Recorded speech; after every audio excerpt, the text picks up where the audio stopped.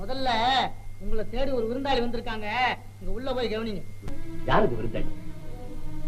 நீயே போய் பாரு. கண்ணனா, நீங்க எப்போ வந்த? இப்பதான் வந்தேன்ப்பா.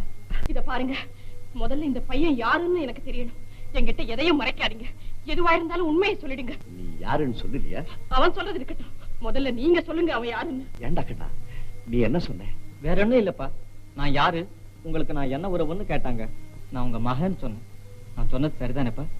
ஆமா கண்ணா, நீ சொன்னது சரிதான். அங்க விருந்தாளிகள்லாம் காத்துக்கிட்டு இருக்காங்க. சொல்லு தம்பி, உண்மையை சொல்லிடு.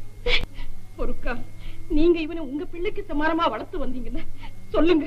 நானும் என் வயசுல பிறந்த பிள்ளையாவே நினைச்சுக்கிறேன். ஆனா சீக்கிரம் சொல்லிடுங்க, யார் இந்த பையன்? மீனா, அவன் பிள்ளைதான், வேறொருத்தி பிறந்தவன். என்ன?